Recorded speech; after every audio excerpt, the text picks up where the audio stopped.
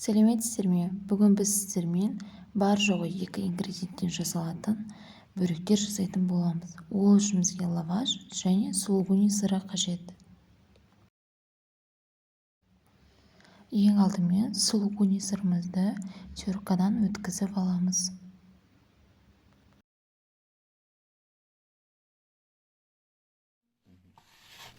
Сырымызды теркадан өткізіп біткен соң лавашымызды кесеміз. Лавашты ең алдымен дәл ортасынан бөлеміз. Одан кейін дәл солай қайталап, ортасынан теңдей 8 бөлікке бөліп аламыз.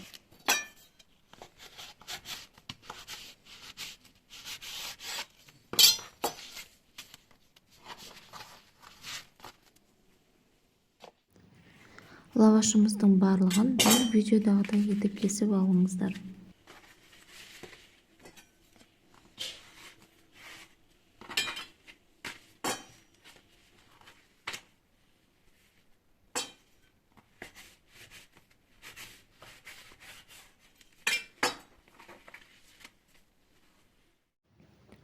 Лавашымызды турап болған соң үш жағын сулап аламыз.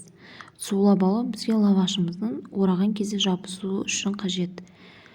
Лавашымызға сулугуниді салып, нығыздап, жақсылап бір келкі етіп барлығын орап шығамыз.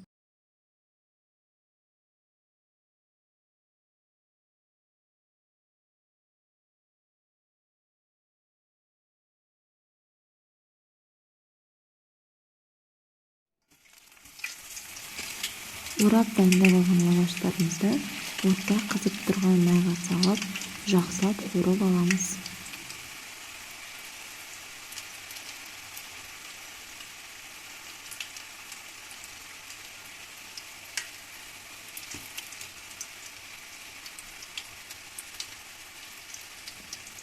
Майда қуырылып жатқан бөліктерімізді қызарып, таза піскенше майда ұстаймыз, содан соң оны шығарып аламыз.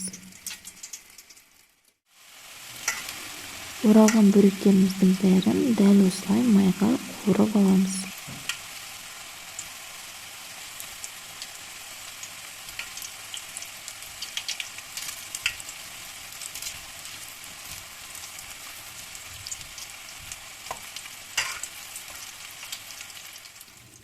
Біздің бөліктеріміз дайын, олар өте дәмді әрі қытырлақ болып шықты. Сіздер де үйлеріңізде жасап көріңіздер.